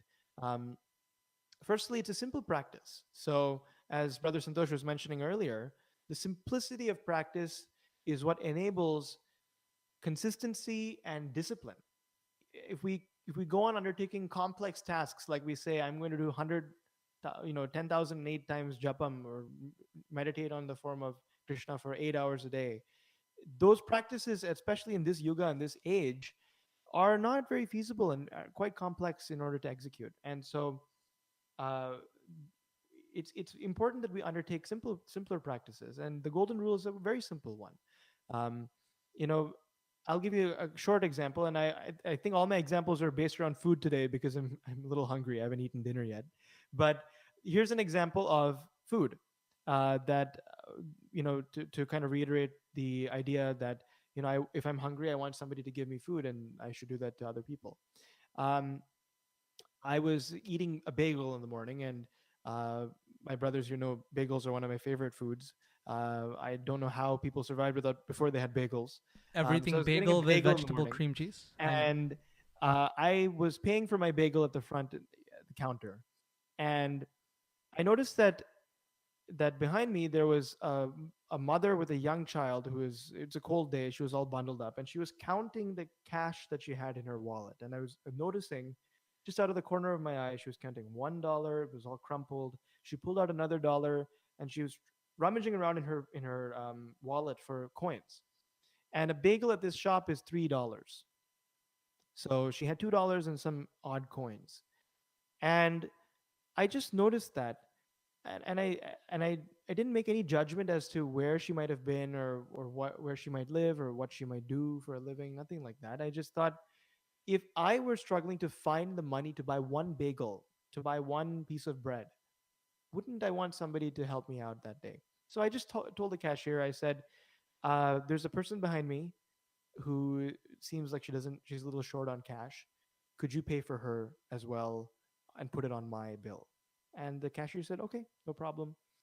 And the cashier then said something interesting. The cashier said, "I should let you know something. That lady comes in every day.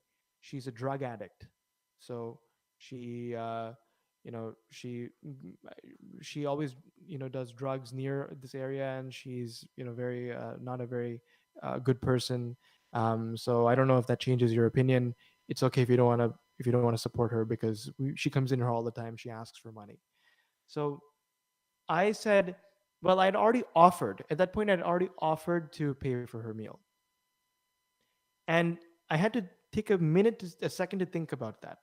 Now I have this additional information, which is going to color my judgment of the situation. It's going to cause me to analyze the situation. Am I going to rescind my offer? Am I going to go back on my offer to pay for this woman's meal because of the information that I've just received? The answer is, would I want that to be done to me? Suppose that somebody in front of me, said that I don't like tall people, and the cashier said, "We don't like tall people. We don't serve tall people here." And Sidhu's tall; he's a tall guy, so don't pay for his meal. After somebody had offered to pay for my meal, if somebody had given some information like that, would I want the person in front of me to rescind their offer if I was hungry that day and didn't have money? The answer is no. So I just said, you know what? I have no judgment for this person. I'm just going to continue and pay for their meal. And I left the shop. And I didn't see her ever again. I never followed up and found out what happened. So I don't have a really good ending to the story. But there is a moral story, which is the golden rule has a very good application in daily life. It is that not only to do actions that you wish others would do unto you if you were in their situation, but also to have thought patterns, to think as you hope others would think if they were in your shoes or if you were in their shoes. How would I want somebody else to think about me if somebody leveraged something that is judgmental against me?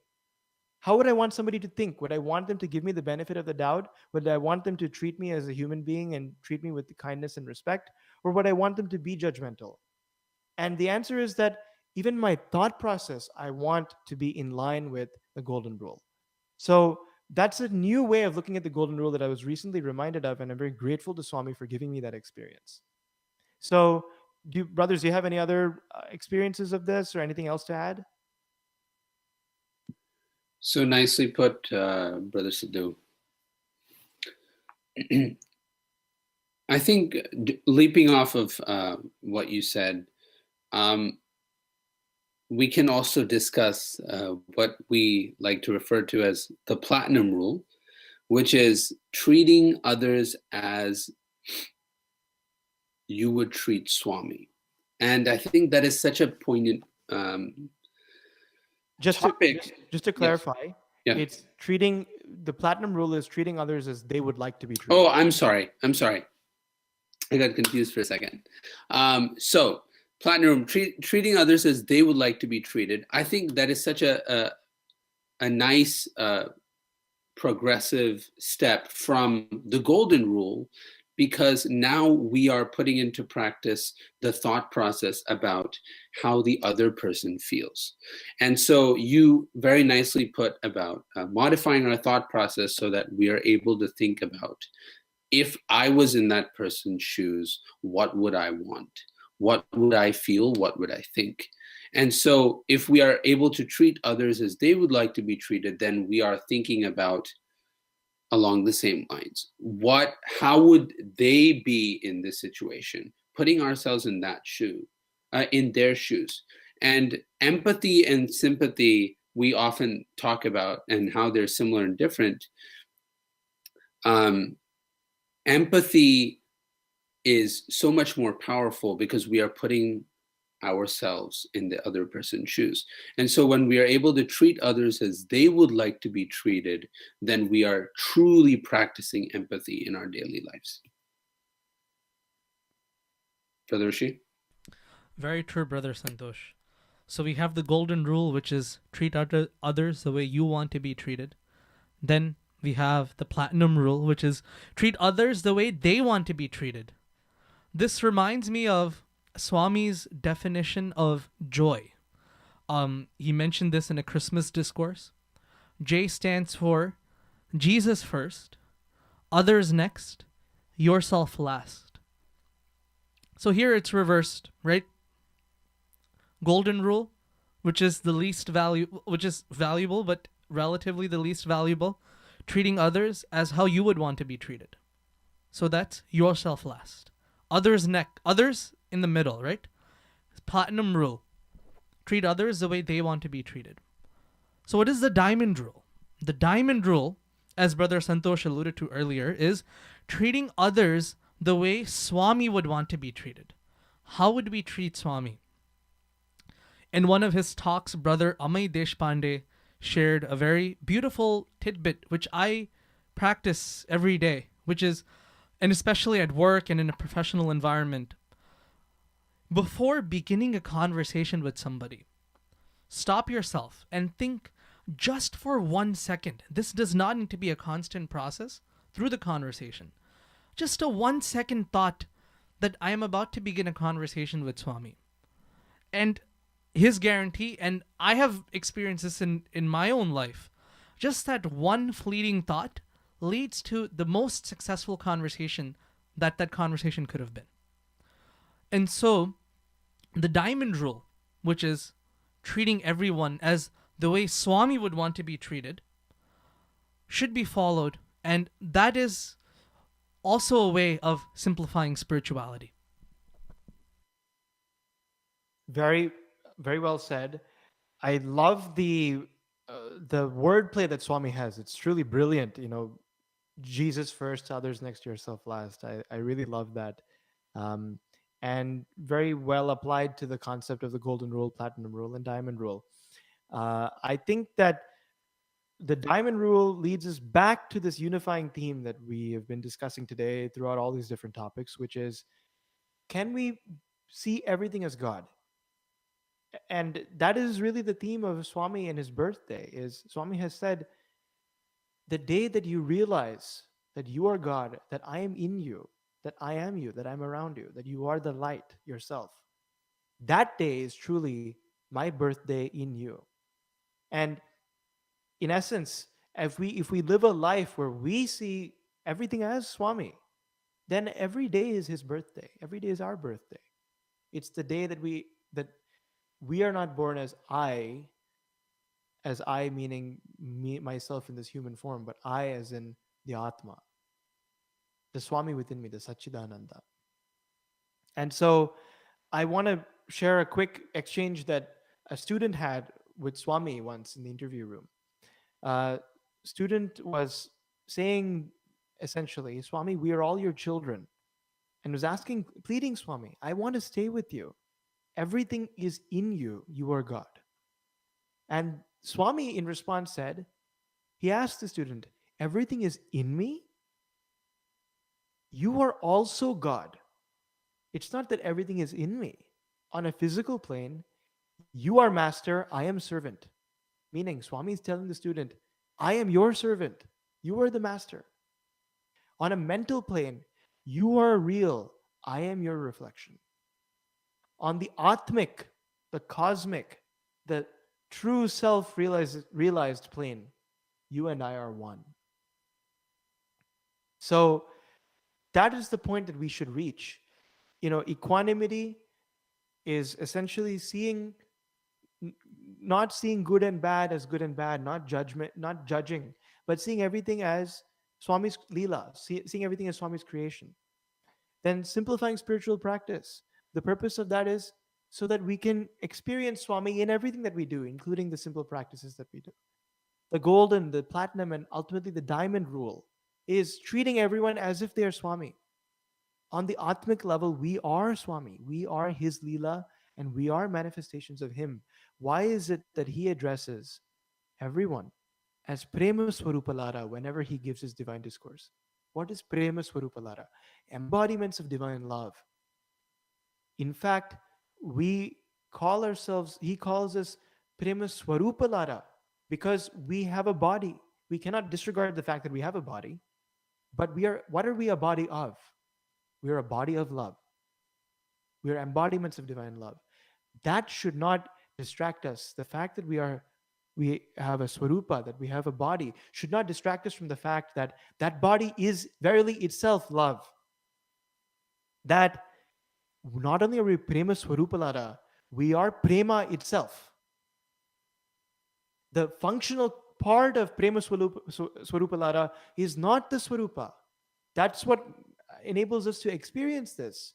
But the important part that we have to understand and appreciate is that we are the prema. We are the love. That's why we take this time during this November season to appreciate Swami and his love for us. This is 93 years of his love that we celebrate here.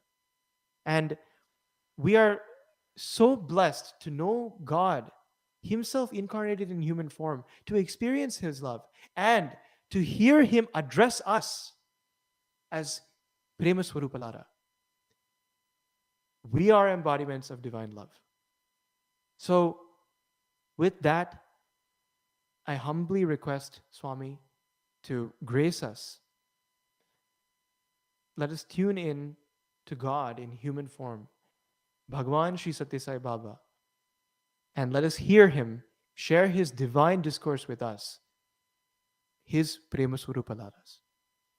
The topic of this discourse is, what gift does God give us on his birthday? Thank you. Jai Sai Ram. Sai Ram. Embodiments of love. Today participants from 175 countries are here. So many. What work we are doing? We have to inquire clearly. Is all our quality lies in our work. కనుక మీరు అన్ని దేశాల్లో కూడాను మీ దేశంలో కూడాను ఈ బీద జనులు లేకుండా ఉండరు. There are bound to be poor people in your respective countries. అతనే దరిద్ర నారాయణుడు. He is God himself. ఆ నారాయణ సేవ చేయండి. You serve him. శ్రీమన్నారాయణ సేవ చేయడం ఏం ప్రయోజనం? What is the fun of serving God? Srimannarayana కావలసినంత మంది పరిచారకులంతా ఉంటారు.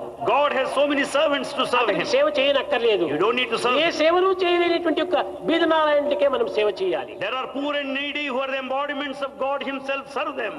కనుక ఇలాంటి పవిత్రమైన భావాన్ని మన హృదయంలో నాటుకొని అదే పెద్ద వృక్షంగా పెంచుకొని ఆ ఛాయ లోపల అనేక జన్మలను చల్లనిగా ఆనందంగా అభివృద్ధి పరచడానికి ప్రయత్నించాలి. Implant such noble ideas in the field of your heart and let them grow into trees under the shade of which you can have comfort.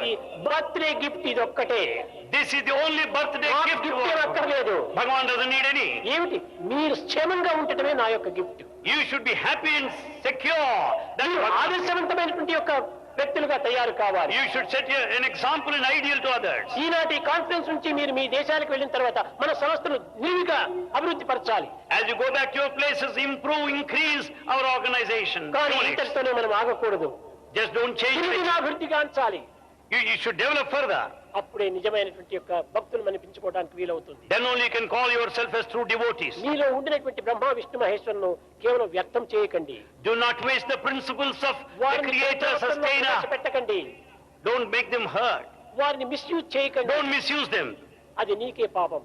Then you will be committing a sin. కనుక తల్లి తండ్రి గురువు అనేటువంటి యొక్క బ్రహ్మ విష్ణు మహేశ్వరుల తత్వాన్ని చక్కగా మీరు గుర్తించుకొని Understand the principle of Trinity, the mother, father, and నా ఆరాధన the దైవము, నా ప్రియమైన దైవము, నా సత్యస్వరూపుడైన దైవము నాలోనే ఉంటున్నాడు అనేటువంటి సత్య నిత్యాన్ని మీరు చక్కగా సాధించాలి. Know the eternal truth that God is in you. Your God is within you. ఏ సత్యం శివం సుందరం అని. That is three Satyam, Shivam, Sundaram. Satyam truth, Satyam, truth. శివం మంగళం, Shivam, auspicious. Beauty, Beauty. అదే దైవం. Beauty is God. కనుకనే Plato కూడా చెప్పాడు. That's what Plato also said. Truth, goodness and beauty అన్నాడు. Truth, goodness, and beauty. ఏ దేశం వారు చెప్పినప్పటికీ ఈ సత్యం శివం సుందరం ఈ మూడే మన ప్రాణములు. Let them be of any country. These are three are life మన principles. ప్రాణంగా భావించి సేవల్లో ప్రవేశించి సరైనటువంటి యొక్క భారతదేశానికి తగినటువంటి ఒక్క సార్థక నామాన్ని సాధించాలి. With these principles, lead on your life and bring it and keep up the sanctity and the greatness of this ఈ country, యొక్క Bharat. రాయలసీమ లోపల 365 దినములు కూడా నీళ్లు ఉండాలి. In Rayalaseema, throughout the year, there should be water. కానీ ఈనాడు రాయలసీమగా మారింది, రాయలసీమగా మారింది, కానీ తిరిగి మనం రత్నాలసీమగా తయారు చేయాలి. Rayalaseema is a place of stones so far, but it should be a place of ఇది gems, కేవలం అందరి యొక్క Ratnalaseema. బాధ్యత, ఒక్కరి బాధ్యతే కాదు. It is the collective responsibility, not the ఒక్క individual. పుష్పము హారమవుతుందా? కాదు. One flower can't be a అనేక garland. పుష్పాలు చేరినప్పుడే హారమవుతుంది. All flowers make a garland. కనుక మీరు అందరూ ఏకమై ఒక మాలగా తయారు కావాలి. So all of you should mold into a garland. అప్పుడు ఈ మాలకు మధ్యలో నేను కుచ్చుగా తయారుగా ఉంటుంది. Then Bhagavan is the inherent, latent thread in between, passing through the flowers. కుచ్చు ఉండి ప్రయోజనం ఏమిటి? And without the flowers, what is the use of the string there? అందరూ కూడా కేవలం ఒక తల్లి బిడ్డలుగా భావించాలి. Consider that you are all the children of ఒక one దేశ God. బిడ్డలుగా భావించాలి. You should consider brothers, ఒక same మానవ family. జాతిగా భావించాలి. One human race. జాతి మత భేదములకు ఏమాత్రమూ అవకాశం ఇవ్వకూడదు. Don't give any scope for differences of కులమతాలకు nationality and ఏమాత్రమూ religion. అవకాశం ఇవ్వకూడదు. Don't give any differences. అందరూ ఒక మానవ జాతి. You all belong to human race. Humanity, The caste of humanity. Religion of love, The religion of love. Language of the heart. Language of the heart. మనకు కావాల్సింది. That's ఈ మూడింటిని essential. మనం నేర్చుకోవాలి. These are things that you have to learn.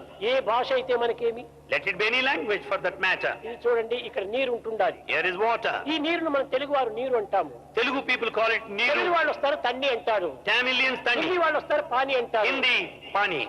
కానీ English వారు వస్తారు water అంటారు. English people water. సంస్కృతం వారు వస్తారు వారి అంటారు.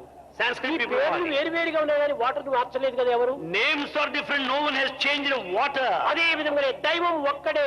Likewise, God is one. అల్లా అని పిలుచు, జీసస్ అని పిలుచు, బుద్ధ అని పిలుచు, ఇంకే విధమైనటువంటి పేర్లతో పిలుచు. You call him Allah or Jesus or Buddha in whatever name you like. ఒక్కడే. God is one. ఆ విశ్వాసాన్ని మనం పెంచుకోవాలి. Develop that faith. ఏ మతాన్ని కూడా మనం ద్వేషించకూడదు. We should not hate any religion. మతముల వారు కూడా అన్నదమ్ములు అక్కచెల్లెండ్ర వలె కలిసిమెలిసి ఉంటుండాలి. The followers of all religions should behave like brothers and sisters. ప్రధానమైనటువంటి యొక్క ఆదర్శాన్ని మీరు నిరూపించి స్వామికి తగినటువంటి ఆనందాన్ని అందించండి. You demonstrate, practice such an ideal and తెల్లవారు లేస్తానే హ్యాపీ బర్త్డే హ్యాపీ బర్త్డే అన్నారు అనేక మంది విదేశీయులు. many foreigners said happy birthday right from the morning. నేను ఎప్పుడు హ్యాపీగానే ఉన్నాను. Bhagavan is always happy. నాకు మీ హ్యాపీ అక్కర్లేదు, మీరు హ్యాపీగా ఉండండి. Bhagavan does not need your happiness. Let you be happy. Happiness is union with God. True happiness lies in union with God. కనుక మీరు హ్యాపీగా ఉండాలంటే దైవంతో కూడాలి. If you want to be happy, be అప్పుడే in మీరు God. హ్యాపీగా ఉంటారు. Then you can be happy. కనుక So, మీరు ఈనాడు ఒక విధమైనటువంటి నూతనమైనటువంటి మార్గాన్ని అవలంబించాలి. right from this day, you should follow new path. అన్యోన్యంగా, అనుకూలంగా, ఐకమత్యంగా, ఆనందంతో మీ జీవితాన్ని గడపాలి. You should spend a happy time in unity, coordination, and అన్నింటి లోపల integration. ఒక్క దైవత్వాన్ని మీరు ఇముడ్చుకోవాలి. You should have divinity in all. అది ఏ నిజమైన మన ఆనందము. That's true ఈ bliss. వస్తువాహనాలతో కలిగేటువంటి ఆనందం సరైనటువంటిది కాదు. It's not the happiness out of comforts and convenience. Passing clouds రావటం పోవటం జరుగుతుంది. They are just passing clouds, come and go. రాకపోకలు లేనిటువంటి ఆనందాన్ని మనం సాధించాలి. You should achieve that bliss which neither comes nor ఇది goes. సాధించడానికి ప్రేమ ఒక్కటే ప్రధానమైన మార్గము. Love is the only path to reach that goal of bliss. ప్రేమ ముదిత మనసే కహో రామ రామ రామ రామ రామ రామ రామ రామ శ్రీ రామ రామ రామ. ప్రేమ ముదిత మనసే కహో రామ రామ రామ రామ రామ రామ రామ రామ శ్రీ రామ రామ రామ. ముదిత మనసే కహో రామ రామ రామ రామ రామ రామ రామ శ్రీ రామ రామ రామ.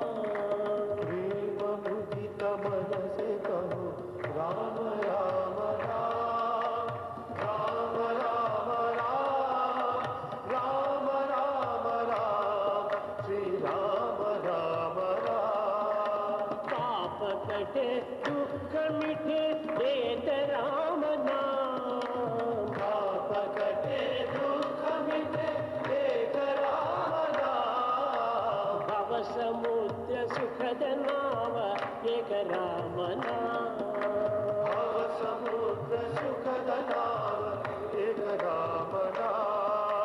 భవ సముద్ర సుఖద నావ ఏక రామ నామ.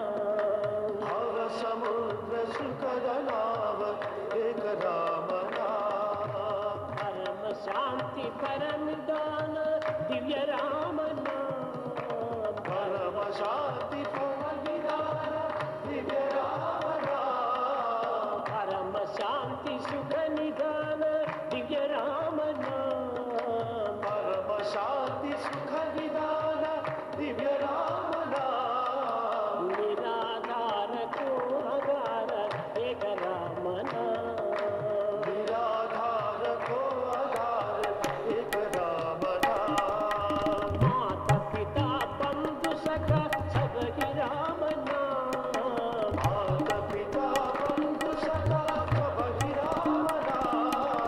భక్త జనన జీవన ధన ఏక రామ నామ. భక్త జనన జీవన ఘన ఏక రామ నామ. భక్త జనన జీవన ధన ఏక రామ నామ. భక్త జనన జీవన ఘన ఏక రామ నామ. రామ రామ రామ రామ రామ రామ రామ రామ రామ రామ రామ రామ రామ రామ శ్రీ రామ రామ రామ. రామ రామ రామ రామ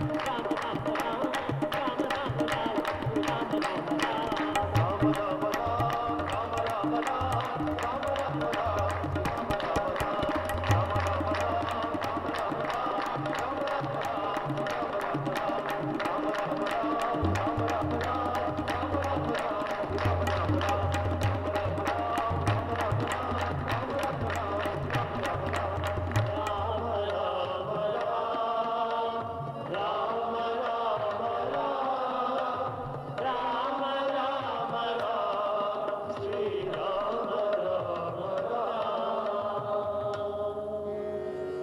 कमल नेत्र साईश्वरा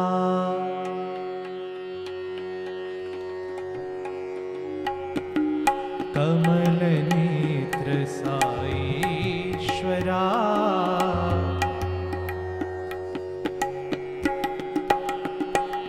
कैवल्य तेज सुरेश्वरा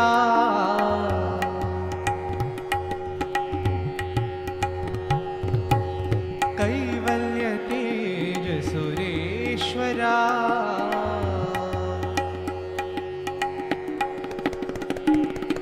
कमल नेत्र साईश्वरा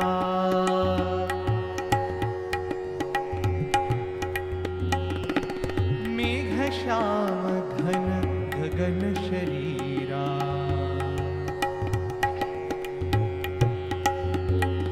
मेघ श्याम गगन शरीरा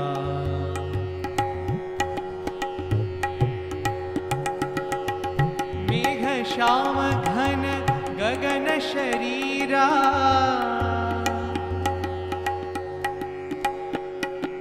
मेघ श्याम घन गगन शरीरा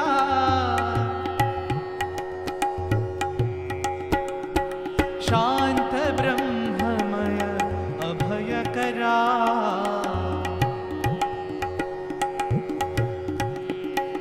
शांत ब्रह्ममय अभयकरा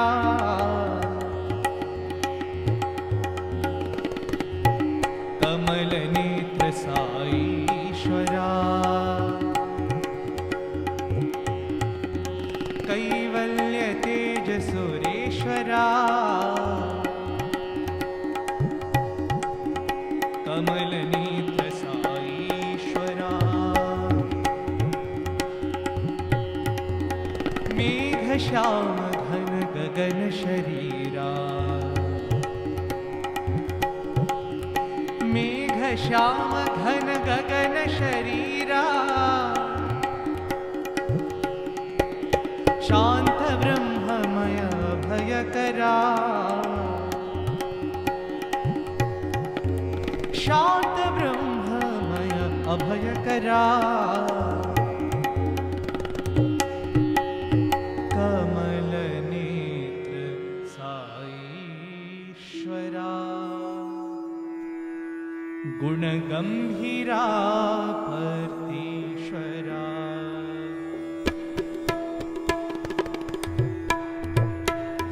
गुण गंभीरा परतीश्वरा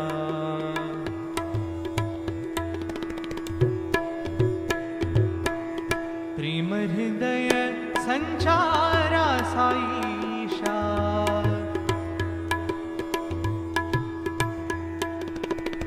प्रेम हृदय संचारा साईशा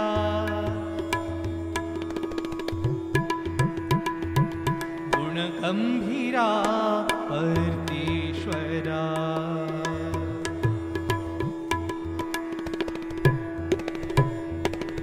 गान विलोला आनंद रूपा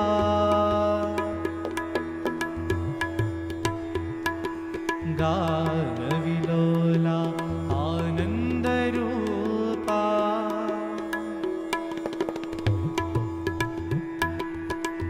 मंगल कर हे प्रशांति निवासा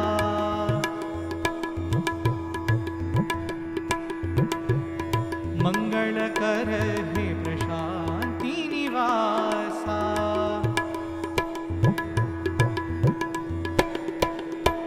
प्रेम हृदय संचारा साईशा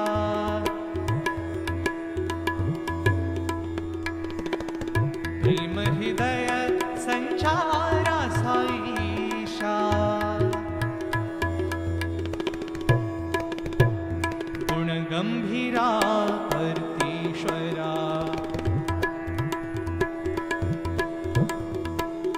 प्रेम हृदय संचारा साईशा गुण गंभीरा परतीश्वरा गान विलोला आनंद रूपा मंगल कर हे प्रशांति निवासा प्रेम हृदय संचारा साईशा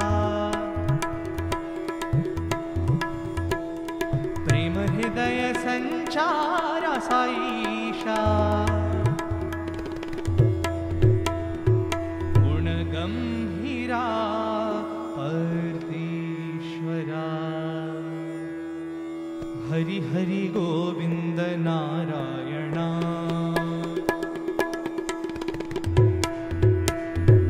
हरि हरि गोविंद नारायणा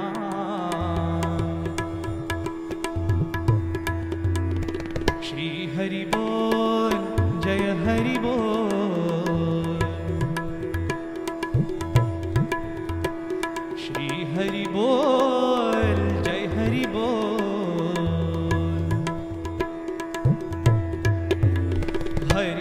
हरि गोविन्द नारायण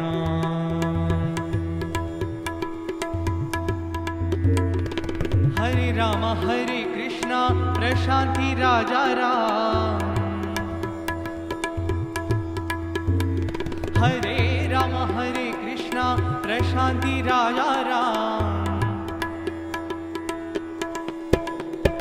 साई राम साई राम साई राम बोलो साई राम साई राम साई राम बोलो हरि हरि गोविंद नारायण श्री हरि बोल जय हरि बोल हरि हरि गोविंद नारायण हरे राम हरे कृष्ण प्रशान्ति राजा राम साई राम साई राम साई राम बोलो सत्य साई राम साई राम साई राम बोलो Hari Hari Govind Narayan We sanctify the day the Lord is born within us. We sanctify the day the Lord is born within us. Glorifying Him, we celebrate this day. Glorifying Him, we celebrate this day. No other day, Lord, this is our true birth. No other way, Lord, this is our new birth. Leading a life of love and service. Leading a life of love and service. Glorifying Him, we celebrate this day. Glorifying Him, we celebrate this day. झूलना झूलावे ब्रज बाला झूले नंद लाला झूले साई बाला रेशम की डोरी सोने का पलना सोने का झूला साई का झूला आरती उतारो ब्रज बाला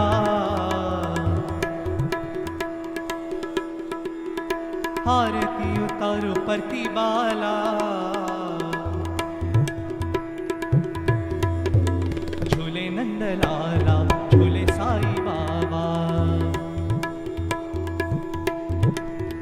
झूले नंद लाला झूले साई बाबा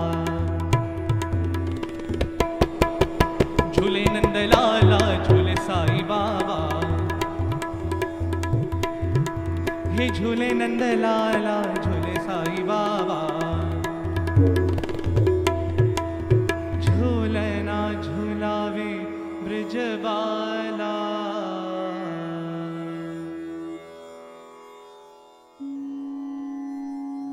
नाम भजो हरि नाम भजो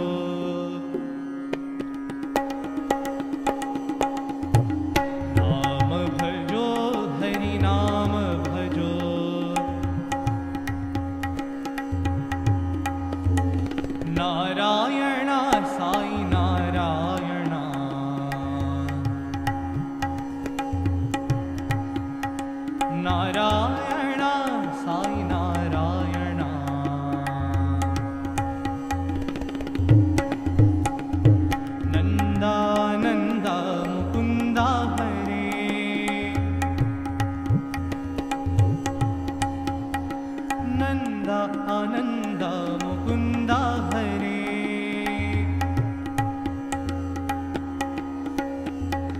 नंदा नंदा मुकुंदा हरे नंदा नंदा मुकुंदा हरे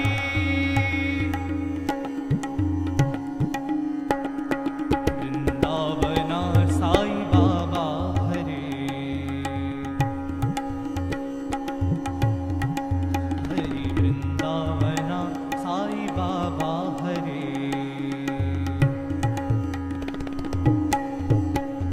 नाम भजो हरि नाम भजो नारायण साई नारायण नंदा नंदा मुकुंदा हरे नंदा नंदा मुकुंदा हरे वृंदावना साई बाबा हरे वृंदावना साई बाबा हरे बाबा हरे साई बाबा हरे बाबा हरे साई बाबा हरे बाबा हरे साई बाबा हरे वृंदावना साई बाबा हरे वृंदावना साई बाबा हरे नाम भजो हरि नाम भजो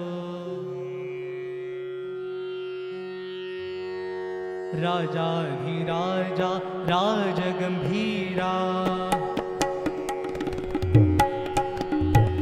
राजाधिराजा राजगंभीरा राजकुमारा राजमार्तांडा राजकुमारा राजमार्तांडा राजकुमारा राजमार्तांडा राजाधिराजा राजगंभीरा आवो आवो गानम मंजुल कुंजल हृदय विहारी मंजुल कुंजल हृदय विहारी राजाधिराजा राजगंभीरा राजकुमारा राजमार्तांडा राजकुमारा राजमार्तांडा आओ आओ गान मनोहर मंजुल कुंजल हृदय विहारी मंजुल कुंजल हृदय विहारी राजाधिराजा राजगंभीरा ईश्वरांबा प्रियनंदना ईश्वरांबा प्रियनंदना रत्नाकर कुलभूषणा रत्नाकर कुलभूषणा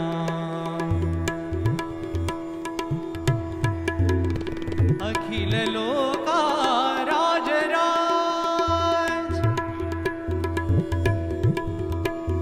अखिल लोका राजराज परम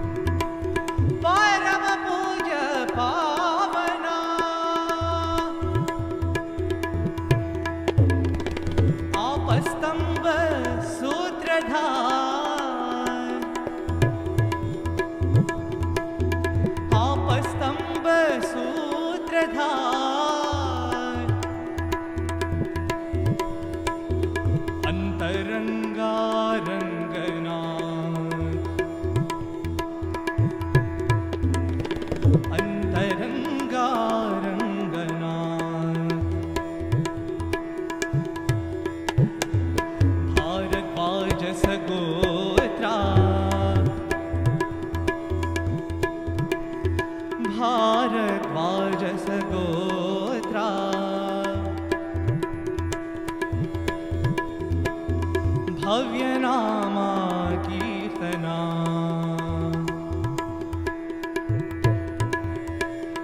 भव्यनामा कीर्तना ईश्वराम्बा प्रियनन्दना रत्नाकर कुलभूषणा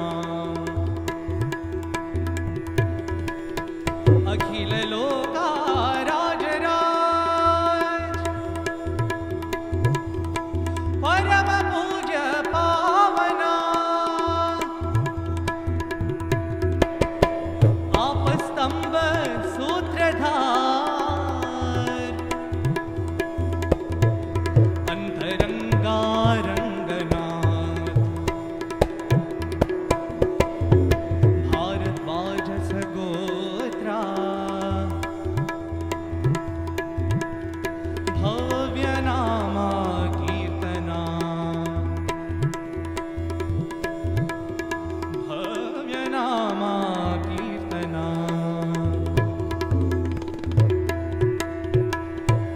ईश्वराम्बा प्रियनन्दना ईश्वराम्बा प्रियतनया ईश्वराम्बा प्रियतनया ईशा महेशा श्री साईशा ईशा महेशा श्री साईशा युग अवतारा साईशा युग अवतारा साईशा प्रेमावतारा साईशा सर्वावतारा साईरा पूर्णावतारा साईशा परिपूर्णावतारा साईशा ईश्वराम्बा प्रियतनया ईशा महेशा श्री साईशा युग अवतारा साईशा सर्वावतारा साईशा प्रेमावतारा साईशा पूर्णावतारा साईशा परिपूर्णावतारा साईशा ईश्वराम्बा प्रियतनया ईश्वराम्बा प्रियनन्दना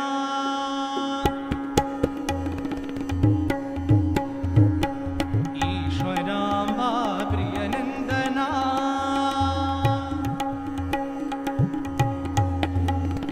साई जय जगवन्दना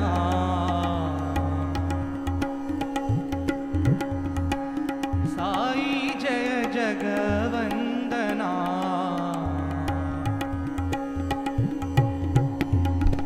साई जय जगवन्दना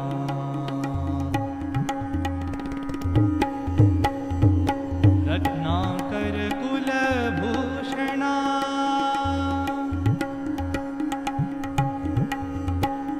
रत्नाकर कुलभूषणा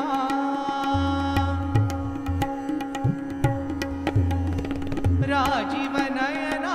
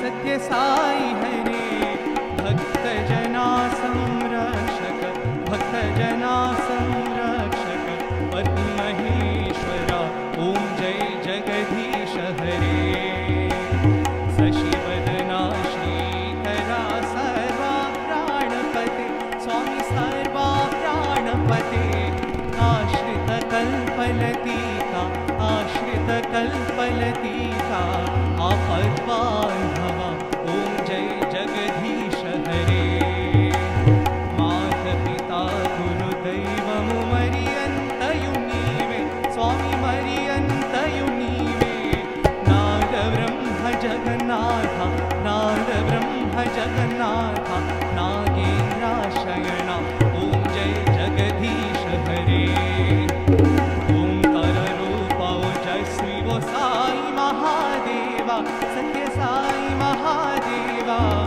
मंगल हारती अंदुको मंगल हारती अंदुको मंदर गिरिधार ओम जय जगदीश हरे नारायण नारायण ओम सत्य नारायण नारायण नारायण ओम नारायण नारायण ओम सत्य नारायण नारायण ओम सत्य नारायण नारायण ओम जय सद्गुरुदेवा नारायण नारायण ओम सत्य नारायण नारायण नारायण ओम नारायण नारायण ओम सत्य नारायण नारायण ओम सत्य नारायण नारायण ओम जय सद्गुरुदेवा नारायण नारायण ओम सत्य नारायण नारायण नारायण ओम नारायण नारायण ओम सत्य नारायण नारायण ओम सत्य नारायण नारायण ओम जय सद्गुरुदेवा ओम शांति शांति शांति समस्त लोकाः सुखिनो भवन्तु समस्त लोकाः सुखिनो भवन्तु समस्त लोकाः सुखिनो भवन्तु ओम शांति शांति शांति जय बोलो भगवान श्री सत्य साई बाबा जी की जय